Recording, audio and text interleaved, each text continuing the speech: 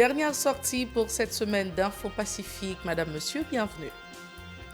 Un front froid qui traverse le pays ce week-end pourrait entraîner des pluies torrentielles susceptibles de provoquer des inondations, notamment dans le nord, a alerté la direction de la protection civile. Les agents de l'ordre ont procédé à l'arrestation d'Anderson Jérôme, 17 ans, membre du gang 400 Marozo. L'OPC appelle le ministère de la Santé à trouver une entente avec les syndicalistes pour la reprise des activités au niveau des centres hospitaliers publics du pays. La Fédération nationale des travailleurs de la santé, FENATRAS, continue de critiquer le comportement des autorités face à la crise sanitaire. L'organisation Bonge, en partenariat avec l'ambassade de Suisse en Haïti, a lancé le 25 mars un programme intitulé « Création au profit de 150 créateurs artistiques ». Et puis à l'étranger, le président américain Joe Biden est en Pologne, à Rzeszów, ce vendredi, non loin de la frontière avec l'Ukraine. Restez branchés à l'état ici tout de suite. Si vous jugez que cette vidéo est intéressante, n'hésitez pas à liker et partager la vidéo. Et surtout, n'oubliez pas de vous abonner à cette chaîne et activer la cloche de notification pour ne pas louper aucune de nos vidéos. Si vous nous rejoignez maintenant, vous êtes sur la télé Pacifique, vous suivez Info Pacifique, le développement. Un front froid qui traverse Haïti ce week-end pourrait entraîner des pluies torrentielles susceptibles de provoquer des inondations, notamment dans le nord, a alerté la direction de la protection civile. Des glissements de terrain sont également prévus suite à ces averses, a indiqué la DPC, ajoutant que ces perturbations météorologiques peuvent demeurer jusqu'au 30 mars. Les agents de l'ordre ont procédé à l'arrestation d'Anderson Jérôme, 17 ans, membre du gang 400 Marozo, a indiqué la police nationale sur son compte Twitter. Ce sont des agents de la direction centrale de la police judiciaire des CPJ qui ont mené l'opération. Lors de son interrogatoire, le jeune malfrat a affirmé avoir commencé à braquer les gens à l'âge de 10 ans, a rapporté la PNH. Anderson Jérôme aurait intégré le gang 400 Marozo à 17 ans. Il aura été chargé de rançonner les commerçants et les petits détaillants du marché communal de la Croix-des-Bouquets et ses périphéries. Le jeune détenu, qui est orphelin de mère, aurait également avoué avoir assassiné 6 personnes, dont des gangsters rivaux. Concernant toujours la PNH, l'institution affirme que les policiers ont déjoué jeudi une tentative de kidnapping à l'encontre d'un employé d'une banque commerciale non loin des locaux de l'ambassade américaine en Haïti, à Tabar. Autre point, ce journal, l'Office de la protection du citoyen et de la citoyenne OPC se dit préoccupé par le débrayage de la Fédération des travailleurs de la santé dans les centres hospitaliers publics du pays. La poursuite de ce mouvement de grève a entraîné des conséquences néfastes sur les patients qui fréquentent ces institutions sanitaires, a alerté l'OPC. Il a notamment mis l'accent sur les cas des personnes affectées par le VIH-Sida, soulignant que cette catégorie de malades très vulnérables nécessite une prise en charge médicale au quotidien. L'OPC appelle les responsables du ministère de la Santé publique et de la population à trouver une entente avec les syndicalistes dans le meilleur délai en vue de la reprise des activités au niveau des hôpitaux publics. Selon un communiqué en date du 24 mars portant la signature du protecteur Renan Idouville. La Fédération nationale des travailleurs de la santé, FENATRAS, continue de critiquer le comportement des autorités face à la crise sanitaire. Le coordonnateur de la FENATRAS, Vincent Jean-Willem, a indiqué que les dirigeants ne sont pas disposés à améliorer les conditions de travail des médecins et du personnel des centres hospitaliers publics du pays. Un meilleur encadrement de ces personnes permettrait aux patients de bénéficier d'une meilleure qualité des services au niveau de ces hôpitaux, a fait remarquer le syndicaliste. Il s'insurge contre la mauvaise gestion de ces institutions, notamment celle de l'université d'État habituellement appelée l'hôpital général. Écoutons ces propos recueillis par Vladimir Prédeville et Mackerson Mexil. Depuis la date 21 février 2022, nous entamons un mouvement de grève en date tout l'hôpital de santé qui est dans le pays. Jusqu'à présent, le ministère de la Santé publique n'a pas fait aucun signe de vie. Sauf que nous avons dans la radio, le directeur général là, cap charabia, moi dit charabia, pour qui ça l'a dit, c'est pas bagaille pour résoudre un problème. Comment comprendre, nous avons dénoncé matériel qui n'a pas dans l'hôpital pour fonctionner, pour malade joindre soin. Journée jeudi, si vous arrivez dans l'arrière là, ou bon balle, ou bien on fait un accident de machine, ou entrer dans l'hôpital, on paie en propre son prescription pour aller acheter, pas gagner dans l'hôpital là. C'est pas possible. Nous avons réclamé matériel et bon conditions de travail parce que ce n'est pas zone pour le travail. Par ailleurs, Vincent Jean Willem ne cesse de prôner la mise en place d'un processus de réforme au niveau de l'HUEH. Il réclame encore une fois de plus une police assurance efficace pour les employés qui ont droit également à un salaire de base 60 000 gourdes. A plaidé le syndicaliste, il sollicite aussi la nomination de ses collègues contractuels à l'HUEH. Plus loin, M. Willem se dit favorable à la délocalisation des centres hospitaliers, la renaissance et d'Isaïe Gentil en raison des agissements des bandits armés. Selon lui, ces structures sont de l'impossibilité de desservir les citoyens. Vincent Jean Willem, toujours au micro de Vladimir Prédeville. Nous demandons pour délocaliser l'hôpital Sao. Par exemple, la Renaissance, Aurore du Bel-Air, Isaïe Gentil, ce matin 2, pour me citer Sao seulement. Parce que en droit côté l'hôpital Sao City, il n'y a pas qu'à bailler service, porte obligé de fermer. Nous demandons pour délocaliser pour la population capable de jouer un service. Et là, on a parlé de matériel, nous dit encore. Nous dit matériel, c'est dans tout l'hôpital, indistinctement, qui pour gagner matériel. Si il résout le problème de l'hôpital général, il ne pas résoudre le problème de l'hôpital, grève la continuer. Pire.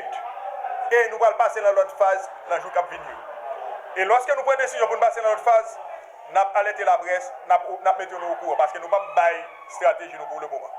L'organisation Bange, en partenariat avec l'ambassade de Suisse en Haïti, a lancé le 25 mars un programme intitulé Créatique au profit de 150 créateurs artistiques, une démarche qui vise le renforcement des activités des bénéficiaires. Pour le PDG de Bange, Marc-Alain Boussico, les architectes, les artisans et les graphistes sont principalement ciblés dans le cadre de cette activité qui leur accordera plus de visibilité et facilitera leur intégration dans le monde numérique. Les intéressés ont la fin du mois de mars pour s'inscrire à ce programme. Marc-Alain Boussico, au micro de Hirsch Rézy, les mots de les gens. Je pense que un Haïtien, que les touristes viennent, est toujours intéressé avec lui. Je dis à Haïti, a un devoir pour le porter à l'étranger et pour atteindre nous, qui est problème, qui est capable d'acheter. Et peut-être ça, il faut que les artistes haïtiens soient capables de connaître, qui sont capables de monétiser ça à faire, créer des objets que nous sommes capables d'intéresser à acheter sur Internet et surtout, arriver à faire business en ligne avec toute opportunité que l'Internet a offert. Donc c'est dans ce sens ça, et pas seulement en Haïti, dans tout côté sur la terre, tout le monde a regardé qui a créé contenu. Futur là, c'est pour nous qui a créé contenu, je dis. Parce que Internet là, il est vide. Si pas un contenu créé, pas de business qu'a fait, pas d'échange qu'a fait.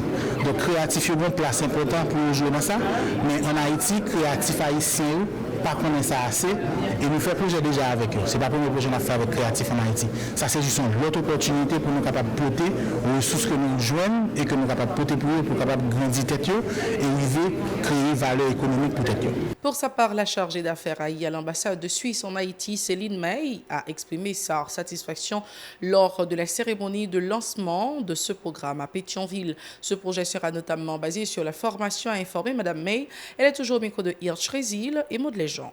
Créatix va proposer une formation à 150, au moins 150 créateurs et créatrices. Donc ça, c'est tous les gens qui ont la possibilité de suivre la formation. Et ensuite, c'est 2 projets qui pourront bénéficier de l'incubateur dans un premier temps et qui seront soutenus financièrement dans un premier temps. Alors, c'est 4 000 $ que les 2 projets sélectionnés recevront pour mener ce projet, pour lancer le projet. Le projet peut durer plus longtemps, mais Bange soutient au début du projet. Chacun des 2 projets, oui. D'accord. Les 2 projets sélectionnés, que ce soit bien clair, c'est 150 personnes qui peuvent suivre la formation, qui auront accès aux outils qui leur permettraient de développer, et ensuite 2 projets qui seront soutenus avec un apport financier. Mais les autres auront la possibilité de développer sur les réseaux sociaux leur talent et de continuer à le montrer puisqu'ils ont reçu des outils de formation pour mieux utiliser les réseaux sociaux. Autre actualité, la Fondation pour l'émancipation des femmes et des filles condamne le silence des autorités autour des multiples cas de violation des droits de la gente féminine perpétrés dans le pays. La situation de cette catégorie a empiré avec la persistance de la crise globale, s'est alarmé Yves-Nelda Oscar, membre de cette structure qui a fait état de nombreux cas de viol dont sont victimes des femmes et des filles. Ces propos, Miko Dobel Charles et Extravenski des Rameaux. Nous voulons parler de situation critique mesdames yo dans le pays ça. Surtout au cours de mois de mars, si nous faisons médias, nous connaissons un pile jeunes filles, un pile dames, un pile femmes qui victimes, soit yo violé yo, soit yo touye yo, soit yo agressé yo dans le travail yo, sous toute forme. C'est peut-être ça, nous voyons yeux nous tout sous Jean l'État haïtien à travers de droits humains traités moun yo. Nous disons non en tant que fondation Cap Goumé pour droits mesdames yo respecter, nous disons ça pas qu'à continuer comme ça parce que mesdames yo tout, yo mérite respect dans la société a, yo mérite protection dans la société a et nous voulons l'État haïtien prendre en charge surtout dans les derniers mois ça yo mesdames qui victimes yo. De son côté, Santa Barbara Jean-Baptiste a promis de poursuivre ses actions en vue de permettre la jouissance de leurs droits aux membres de ce secteur. Cette structure qui a soufflé sa première bourgie a fourni un accompagnement à 2 jeunes mamans, à des victimes d'actes de violence ou des catastrophes naturelles, s'est réjoui Santa Barbara Jean-Baptiste. Elle annonce l'organisation de la première édition cette année de Miss FEWGI en vue de valoriser la femme haïtienne. On l'écoute toujours au micro d'Aubert Charles et Extravenski des Rameaux. Année ça n'a gagné pour nous lancer encore festival Fresco. Après ça, Fuji te fait une campagne de sensibilisation contre la COVID-19. Nous sommes allés plusieurs côtés, nous sommes allés dans l'école, côté nous sommes parlé ensemble avec élèves, côté nous sommes montré qu'ils ont pu laver main, qu'ils ont pu comporter, qu'ils ont comme si pu gérer maladie ça en façon pour toute bagaille pour pas bail maladie pour pas prendre et puis pas bail tout. Nous te fait un coup de pied dans le sud, côté nous te allé nous te al bail kit, côté kit alimentaire, sanitaire, côté nous t'al aider moun yo pour nous te capoter soutien nous bayo, pour nous te cap bayo aide nous, tu dis toujours là tout côté, nous toujours là pour toute femme. C'est le temps du journal international, restez branchés. Merci d'être encore avec nous sur la télé Pacifique. Voyons ce qui se passe à l'étranger. Le président américain Joe Biden est en Pologne, à Rzeszów, ce vendredi, non loin de la frontière avec l'Ukraine, montrant en première ligne de l'engagement occidental contre l'invasion lancée par Moscou, qui ressemble de plus en plus à une guerre d'usure. Sur le terrain, la bataille s'intensifie sur le front de Kiev, où les lance-roquettes ukrainiens répondent à l'artillerie russe. De son côté, le pape François a condamné la guerre odieuse contre nos frères ukrainiens sans défense lors d'une cérémonie consacrée à l'Ukraine et à la Russie au Vatican.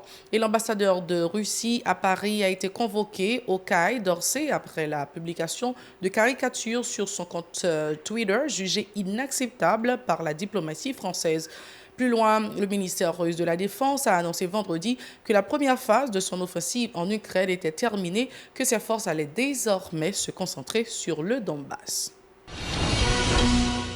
C'est toujours un devoir et un plaisir de vous informer. Merci d'avoir été des nôtres. Restez branchés la télé Pacifique et passez surtout un très très bon week-end. À la prochaine.